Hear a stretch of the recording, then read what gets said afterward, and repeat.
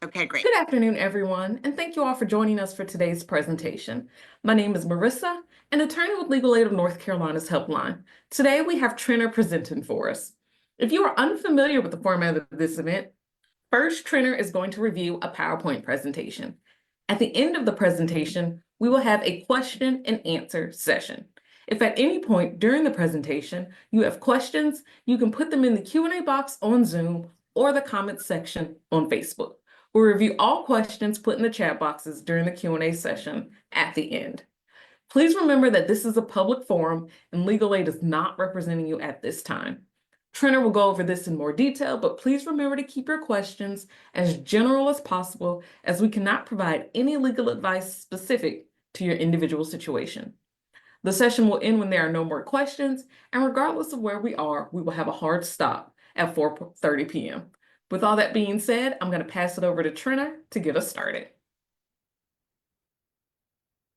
All right. Good afternoon, everyone. Can you hear me, Marissa? Yes. Okay, fantastic. Good afternoon, everyone. My name is Trenner Bender. I am a staff attorney here at Legal Aid in our Second Chance Department, which handles criminal record expunctions and driver's license restoration. Our presentation today is going to be about criminal record expunctions. As Marissa just told you, I do want to remind you, though I am an attorney, I am not your attorney, and Legal Aid is not representing you at this time. So I just want to remind you that this is just a general information presentation. I'm getting ready to go over some general information about expunctions. And then at the end of the presentation, as Marissa said, I will be more than happy to answer questions to the best of my ability. Now, as she said, if the questions are too specific, I may not be able to answer those, as I cannot give specific expunction advice about a specific situation because I will not have all the information. And as I said, I'm not your attorney. Now, that being said, if you are a potential client and you would like to reach out to Legal Aid about perhaps opening a file here with us, we will have open intake in our Second Chance Department starting next week, April 7th through the 11th. And we will be taking new files or new clients on a first come, first served basis. If you are interested in possibly having someone look at your file specifically, please do call our helpline at that time. And I believe Marissa will put that in the chat. Is that correct? Yes, we'll do. Okay, thank you so much, Marissa. All right, so with all that being said, I'm going to go ahead and get started, and feel free to drop your questions in the chat and I'll do my best to answer them at the end. So as I said, we'll be talking about criminal record expunctions today. First, I want to give you guys just a little bit of an overview about Legal Aid. Legal Aid is a statewide nonprofit law firm, and we provide legal services for civil matters and criminal record expunction to low-income individuals. And our goal is to ensure equal access to justice and remove legal barriers due to economic opportunity. We offer lots of these listen and learn informational sessions. We also offer, in addition to the ones that we offer on criminal record expunction, we offer one on healthcare power of attorneys, wills, and advance directives. We do listen and learns on Social Security, disability, SNAP, and Medicaid benefits, simple divorce and child custody, and also tenants' rights. You can find all those listen and learn, I believe, on our Facebook page, as well as on our website at legalaidnorthcarolina.org. Okay, so what is an expunction? What an expunction means is to permanently remove an offense from an individual's criminal record. And once an expunction is granted by the court, the public criminal record of the offense is destroyed. There are three primary types of expunction. The first is for not guilty charges. So any charge where the court found you not guilty under North Carolina law will be eligible to be expunged. Additionally, any dismissed charges. So if the court voluntarily dismissed the charge without leave to bring the charges again, then that charge is eligible to be expunged as well. Now, this can be kind of important. The most charges that were dismissed after December 1st of 2021 will be automatically expunged 6 months after they are dismissed.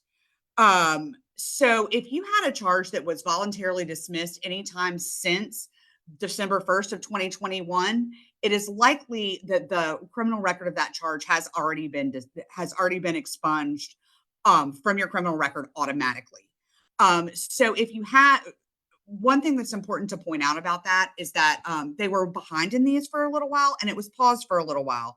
So if you have a criminal record that you obtained before recently with a charge on it that was dismissed after the 1st of December in 2021, it is likely that that charge has been dismissed since you got that record, so that it may not still be on your record at this point. Now, any charges that were dismissed in the past 6 months will be dismissed as soon as it's 6 months after that dismissal took place. So you can, if you have a dismissed charge and you want to just wait the 6 months, that will come off automatically. However, any charges that were dismissed before December 1st of 2021 do require that a petition be filed with the court in the correct venue to ask them to expunge that dismissal. The third type of expunction, and the one I find that most people are the most worried about, would be expunction of convictions. There are two different types of conviction expunctions. One would be a youthful conviction, which is offenses that were committed after December 1st of 2019, when you were either 16 or before December 1st of 2019, when you were 16 or 17 years old. So before you turned after you turned 16, but before you turned 18, before December 1st of 2019. Then there are adult convictions. Some misdemeanor and felony convictions that were committed after a person was 18 years old are eligible for expunction. But this is where the expunction process can get a bit more complicated, because not all adult convictions are eligible to be expunged under North Carolina law. So what could prevent you from expunging your adult convictions? There are a list of offenses in North Carolina that we call disqualifying offenses. So these offenses are offenses that occurred after you were 18 years or older that were of a certain type. And these charges are essentially a poison pill. If you have a conviction for any of the charges that are on this list, then you are not eligible to expunge any of your adult convictions, the charge that is disqualifying, or any other adult convictions. There's a list you can see here on this slide that I have up, but this list is not, it is not complete. Though these are the most common offenses that we see on criminal records that are disqualifying. And those include A through G felonies. Those generally include robbery, violent felonies, and the sale of drugs. It's important to point out that also the possession of drugs such as heroin or methamphetamines are also disqualifying, even without them being sales offenses. Also, Class A1 misdemeanors, such as misdemeanor child abuse, is one that we see all the time. Also, a domestic violence protective order violation will also be considered disqualifying for the purpose of expunging your adult convictions. Any conviction that requires registration on the sex offender registry is also disqualifying for your adult convictions. Any offense that includes assault, a violent assault offense, like simple assault on a female, those are also disqualifying. As I said, any offense involving heroin or methamphetamines, and then possession with intent to sell or deliver cocaine. Simple possession of cocaine is not necessarily disqualifying. However, the possession with the intent to sell or the sale of cocaine is. As I said, this list is not complete. There are certain other offenses that are not listed here that may be disqualifying, but as I said, these are the most common disqualifying offenses that I see. All right, so next we're going to talk a little bit about the expunction process. So the first step in determining one's eligibility for an expunction is to obtain an accurate and complete copy of your criminal record.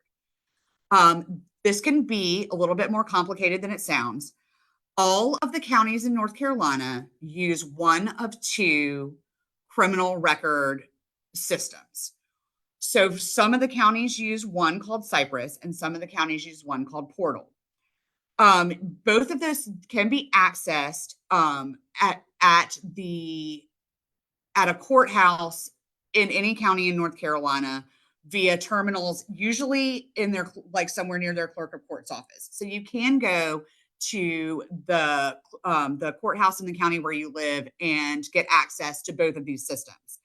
However, once you just begin searching, you need to make sure you search any variation of your name or any alias you may have ever gone by, any previous names, so on and so forth, to make sure that you are getting every record that is attributed to you that is in either one of those systems. After you have obtained that accurate and complete criminal record, that's when you can take a look at what you have and determine your eligibility for expunction. That is what we do here with expunction clients. And basically, you want to determine what kind of charges you have, if you have any of those disqualifying offenses, and if not, there are other factors that it can affect your eligibility, such as wait period and the amount of offenses that are on your record. Once you have determined the eligibility, your expunction eligibility, you need to make sure that there is the correct petition form. You're using the correct petition form. There are different forms for all different types of offenses, such as there's one particular form that you would want to use for not guilty, one for a dismissed charge, and then there are separate forms for eligible felony convictions and eligible misdemeanor convictions. Once you've identified the correct form and completed the form correctly, some of the forms require supporting documents. Any expunction petition for a conviction will require affidavits from the petitioner and two character witnesses. And also there is a filing fee for certain types of expunction petitions, which one can ask the court to waive if you are indigent and qualify for relief for that fee from the court. Additionally, it's important to point out that the expunction petitions must be filed in each individual county and court where your dismissals or convictions occurred. So if you will need to file expunction petitions separately in, say, each county, like if it's Durham County, you have some expunctions in Durham District Court and some in Superior Court, you will need to file one just for your Durham County convictions or dismissals. And if they were in Superior Court, you file them there. And if they were in District Court, you file them there. And that would be the same to include any other county where a conviction took place and any other specific court where a conviction or dismissal took place. So anywhere that you have charges on your criminal record that you would like to petition the court to expunge, you will need to petition the specific court where that dismissal or conviction took place. Additionally, once you are doing that, you will want to determine different counties in North Carolina have different specific procedures that they use to process expunctions. So it's often necessary to contact the clerk of court in the individual county where you would be filing to make sure that you are following all the local procedures that are required by that county in order to make sure that your paperwork is processed by the court. Now, it can take varying amounts of time in varying counties and varying processes to make sure that your expunction has been processed. But when the expunction is complete, if it has been granted by the court, you will receive a granted expunction order. And then what you will want to do is verify that charge has in fact been removed from whatever criminal record system it was on originally by going back and checking to see if that charge is still there. Now, once you have done that, anyone who is using those systems to search for that charge should no longer be able to find the dismissal or the conviction in that system if the expunction has been granted. Now, there are certain entities that will still be able to see a record of a criminal conviction or dismissal even after an expunction has been granted. Those agencies include prosecutors who can see those records in order to evaluate sentencing and any subsequent charges. Arresting agencies can see those, and law enforcement can see those records as well. So just because the record has been expunged from the criminal record database does not mean the public criminal record search database does not mean that there are not certain entities which can still see records of those charges. And that kind of gives us an overview of what the process looks like and what one needs to do to obtain an expunction. And at this point, I'll open it up to questions. Perfect. If you have questions, you will need to type them either in the Q&A box on Zoom or the comment section on Facebook. You cannot unmute in this forum. So please be aware that if you have a question, you need to either put it in one of those two places. First question, someone's wondering, where would they look to find out, to make sure certain charges that were supposed to automatically be expunged actually got expunged? Like, how do they confirm that those things got expunged?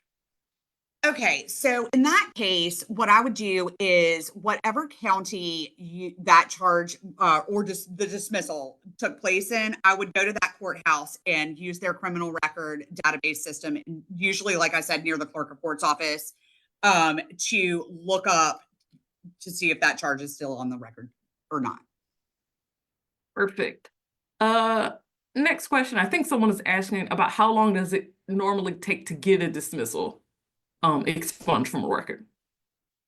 So again, if it is automatically happening like in the computer system at this point, if it was after that December 1st of 2021, it should automatically happen 6 months later.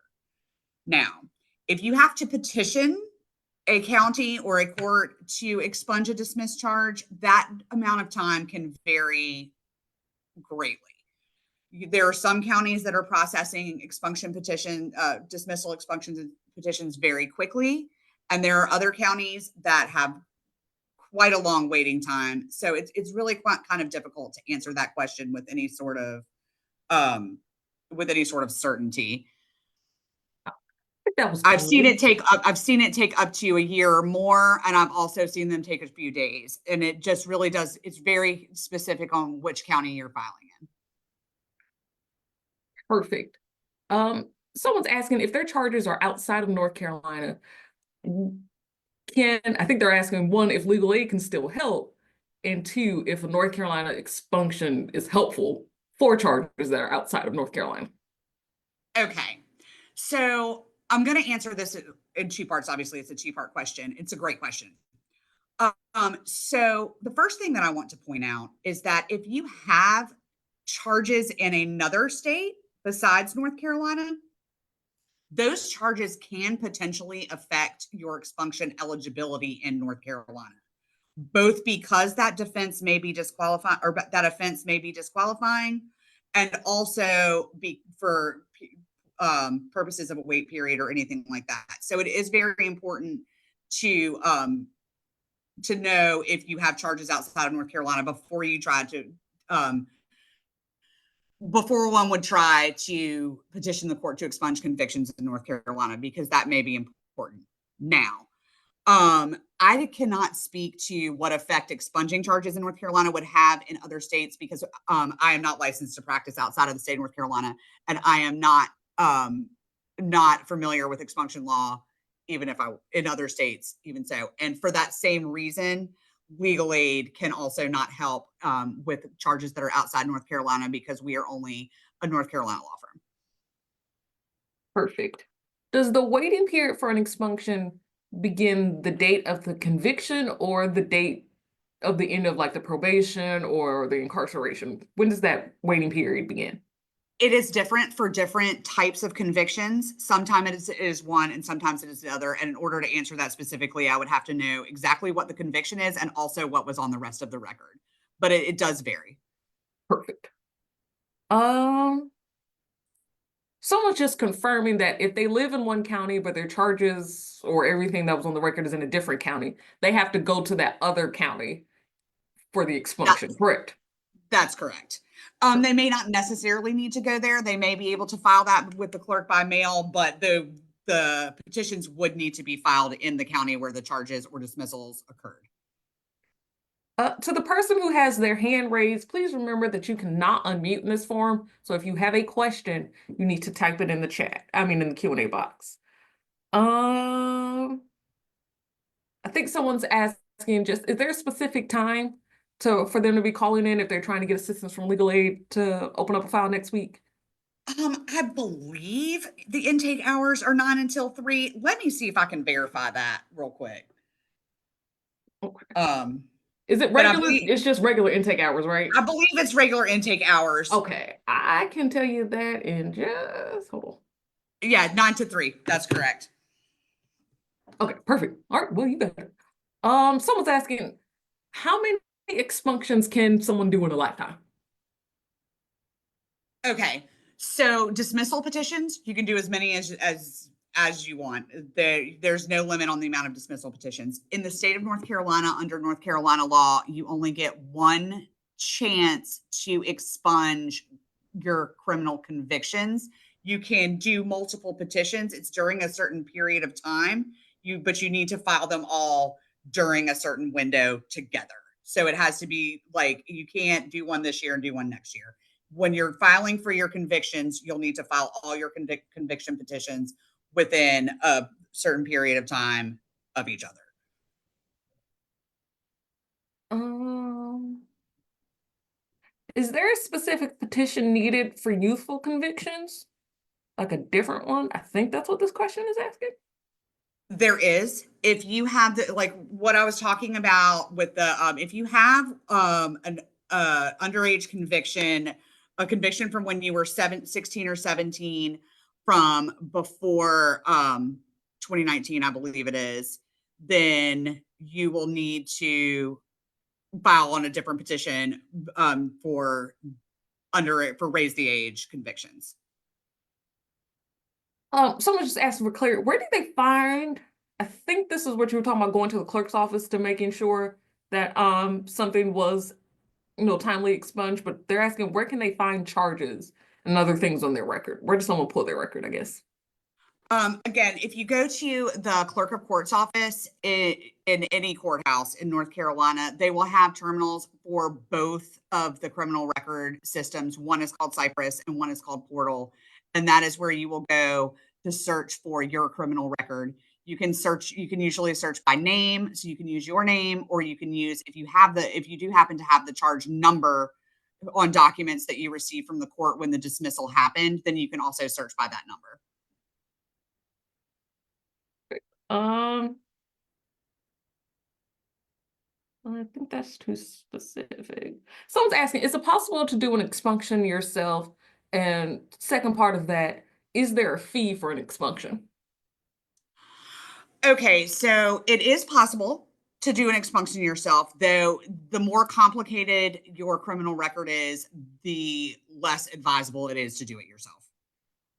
If you just have dismissed charges and that's what you're planning on filing, then yes, I mean that's definitely possible. If you have a number of criminal convictions, it's probably best to get an opinion from an attorney, partially because eligibility can be complicated to assess, but also because of the thing that I said a few minutes ago about if you miss a conviction on your record when you're filing your convictions, it could become ineligible for expunction in the future. If there is to answer if there is a fee, the court for expunction convictions or for expunction petitions for convictions, there is generally a filing fee, But if you fall below a certain income threshold, then you can petition the court to waive that fee using a petition to proceed as indigent. Perfect. Let me just ask this most recent question, then I'll go back. Someone's asking if they were charged with a felony and then pled to a misdemeanor, does the expunction process apply to the charge or the conviction? Like, do they follow their felony charge? Would they follow their misdemeanor charge? And then the second part to that, is it possible for one or the other, for one to be expunged, not the other? So I guess they're asking if the charge was a felony and they pled to a misdemeanor, is it possible that, they get their misdemeanor expunged, but not the felony? I will repeat that if you need me to. No, I think I've got it. So the charge that will determine your expunction eligibility is the charge that you were finally convicted of.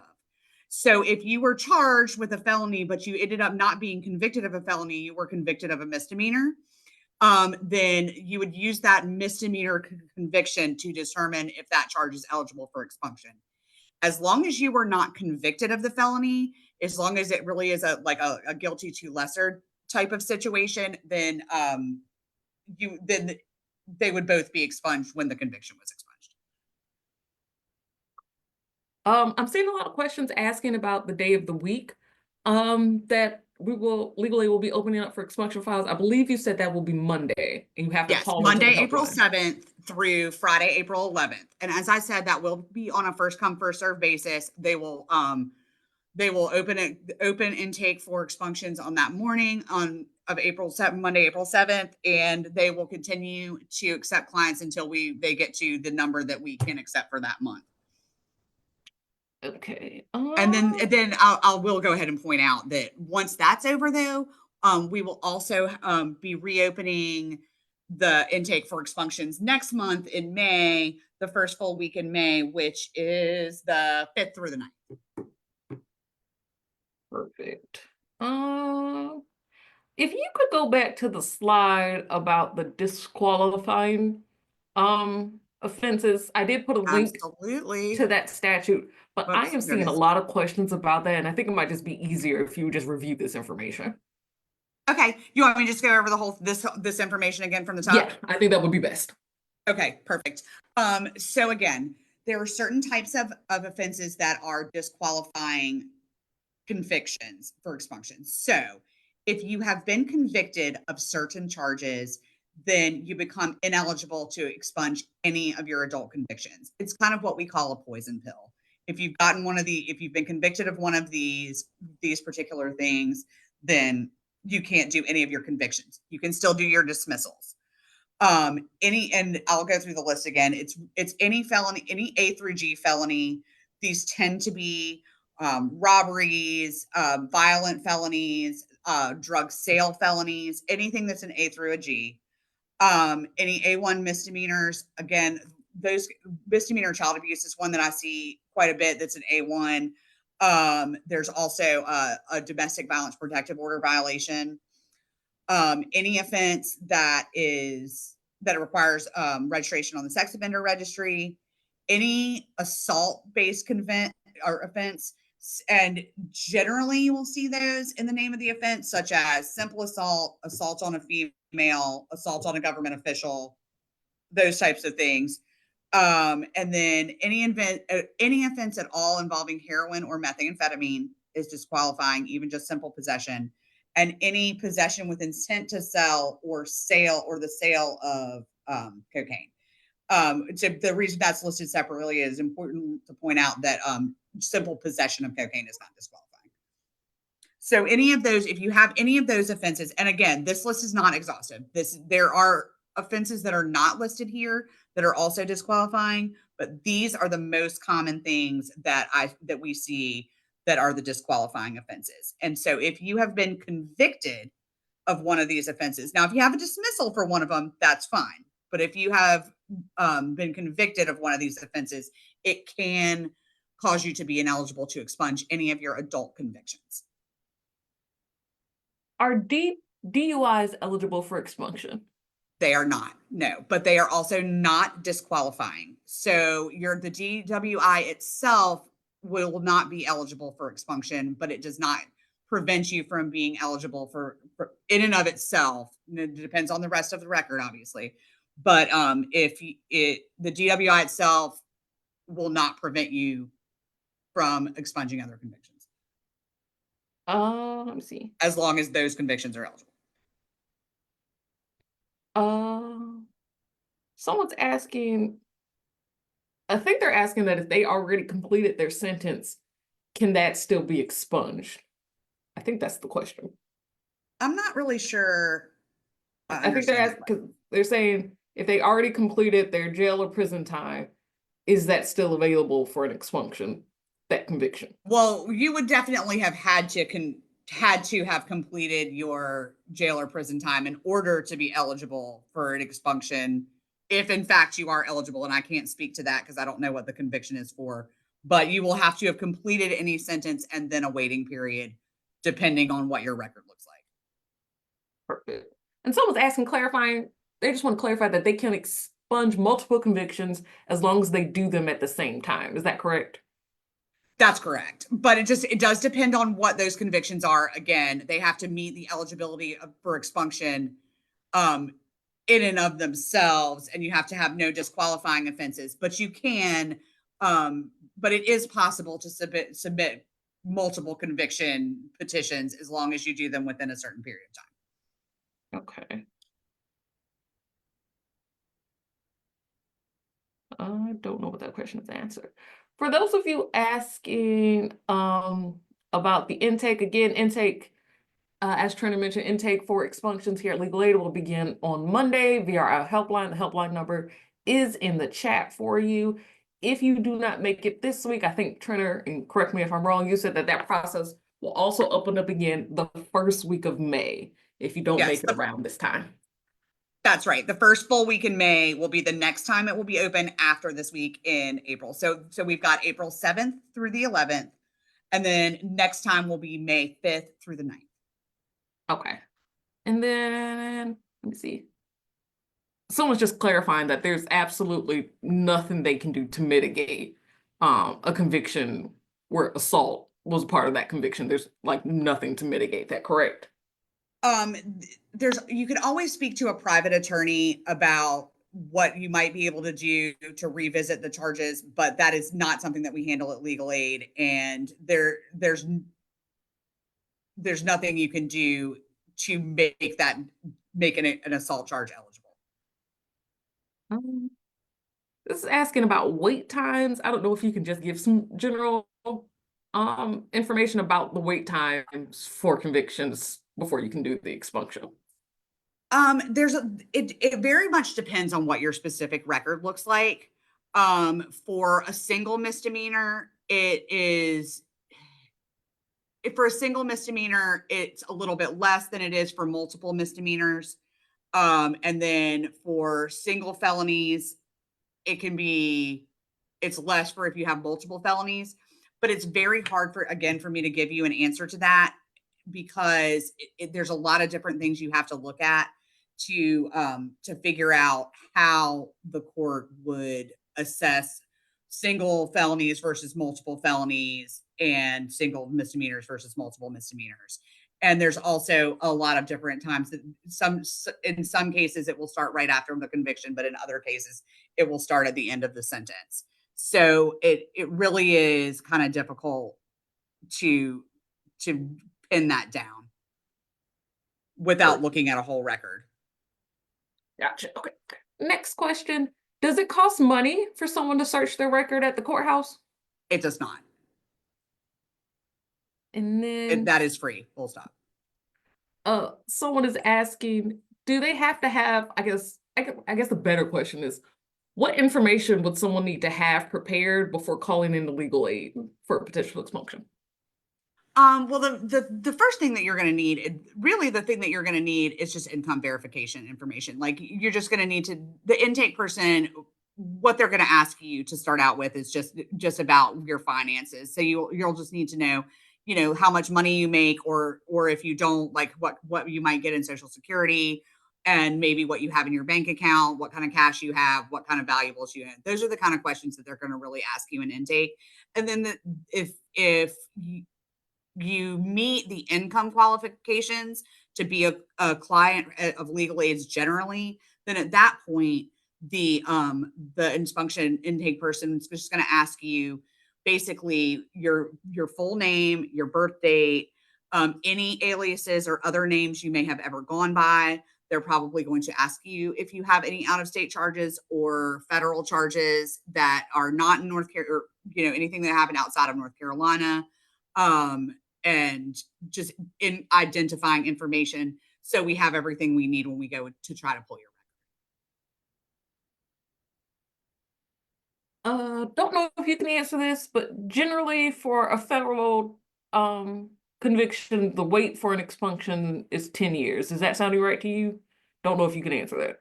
For a federal conviction. It just says felony. I think they submit felony. Okay. Just wanted to be clarifying what they were asking there. So if you have one single felony, the law does say that it's an eligible felony. The law does say 10 years for one felony.